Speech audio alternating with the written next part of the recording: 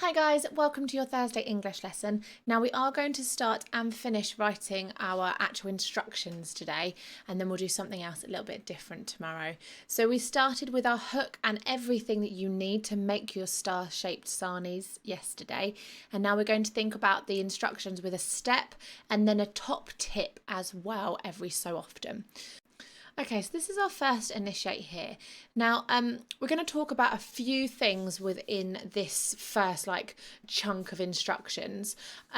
So only do the ones that I do, but we're going to collect some ideas in general. So I'd like us to start thinking about some time adverbs that we could use to describe the order of the instructions.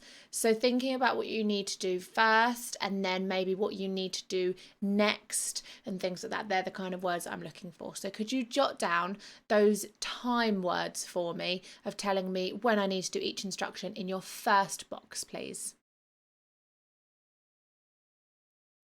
Okay, so I've got words like then, first, next and after. So we can use these the entire way through our set of instructions, but making sure we're using them every now and again just to make it really clear when we want each instruction done. So our next lens here is going to be looking at the action lens here. Now it talks about what you need to do with the butter, but that's not the only thing that we're going to write instructions about in this chunk. But I just want you to think about what do you need to do with that butter? How are you going to get it out of that pot and onto that bread? So think about some verbs that you might need to follow. Think about your bossy verbs to tell me what you need to do with the butter, please, in your second initiate box. Okay, so I've got things like spread or scoop your butter. So they're those bossy verbs. So these are my first set of instructions. Now I've started off with my subheading of instructions and I've gone all the way up to the point of putting the butter on the bread. So collect all of your ingredients and equipment. First, start by taking 2 slices of bread, place them flat on a board. Then, use a table knife to scoop out a small amount of butter. Carefully spread the butter evenly over one side of each of the slices of bread. So I've really gone into detail. I haven't just said collect it, get some butter and put it on your bread. I've thought about how detailed I need to be. Imagine you're writing this for an alien, someone who has no idea how to make a jam sandwich, and you need to be really, really detailed in your description. I've then finished it off with a top tip. Take the butter out of the fridge before you make the sandwich. When it gets warm, it is easier to spread. So I've just included something that you might think about, just a little top tip of how to make this a little bit more, a little bit easier for the people who are writing it. So I've used my time adverbs to tell me when I need to do each of my instructions, and I've also used my verbs and my action sentences, to explain what I need to do with the butter. I've also underlined this word here because this is one of our bossy verbs. This is an imperative verb. It tells me what I need to do. So you need to please write your instructions up until when you use the bread, and then use a top tip idea at the end as well to make it a little bit easier for people to make their sandwich. Okay, so let's have a look at our second learning chunk. Now we've only got one initiate here. The main thing we need to think about as well is what are our actual next steps of the instructions.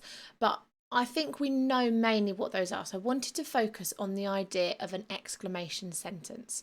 So have a think about what the next step are. Well, they're putting the jam onto the bread and spreading it evenly. That's what we're going to be writing about. So what do we not want people to do? So have a think of one of those careful, don't do this sentences that we can put an exclamation mark on the end of as well, that we really don't want our children or whoever is following this recipe to do. So jot those ideas down in the middle boxes. I think I said third and fourth, but just pop them in there for me.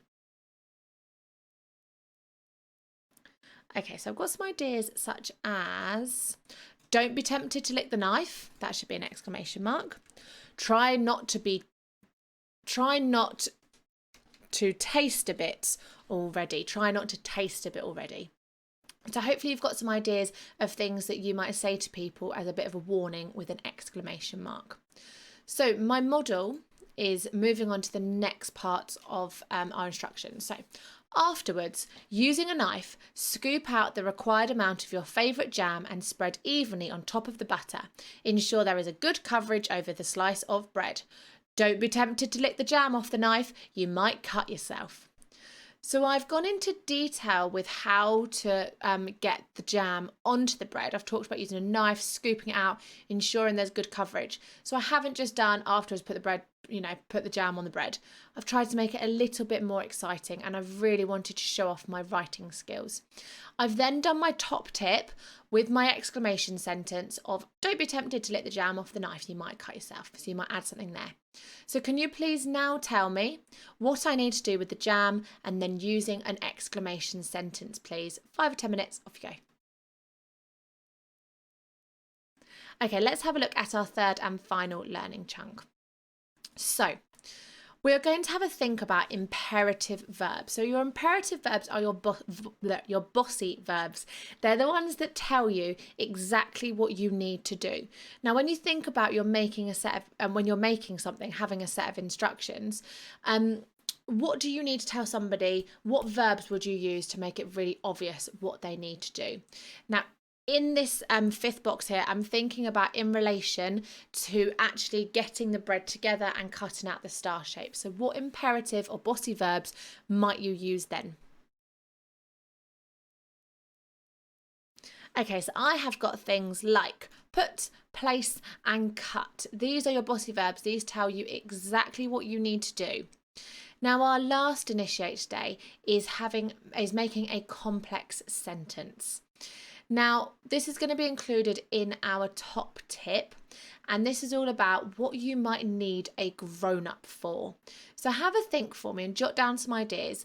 When would you need a grown-up in the next set of instructions, thinking about making the shape of our sandwich? So pause the video and jot them down in your sixth box, please. Okay, so we're going to use these ideas to make a complex sentence, but I've got things like because it's hard to cut or you might hurt yourself. That's why you need a grown-up to cut out the shape for you. So I'll show you how I've made that into a complex sentence now. Okay, so this is our model. Once you have finished applying your ingredients, place the other slice of bread on top of the ingredients. I've used ingredient twice, I might go back and change it. Make sure they are matched up with no bread gaps. Finally, collect your cookie cutter shape. Carefully place down on your sandwich with the cutter, then push out the sandwich. Top tip, get a grown-up to help you with cutting the shape. It can be difficult. Lastly, plate up the tasty treat and enjoy. So I might change one of the ingredients, place the other slice of the bread on top of the jam or whatever you've got there, just so I'm not using the same word twice. So I have used my imperative verbs throughout the last set of instructions. Now my top tip is where I actually use my complex sentence, and I added a little bit of information that the sentence made sense without it, but I've added in more information which makes it a clause. So top tip, get a grown-up to help you with cutting the shape. That makes sense. But adding, it can be difficult on the end. That is adding that clause, adding that information, really up-leveling your sentences here for me. So you can do the same with those ones you collected in your sixth box.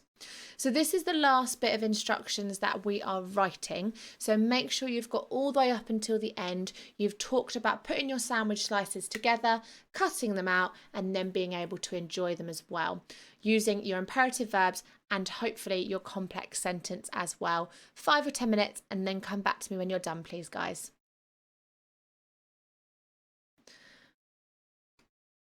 Okay, so that was our instruction writing. Now, hopefully you've enjoyed this. It was something a little bit different this week that we thought would be a nice way to finish off the half term.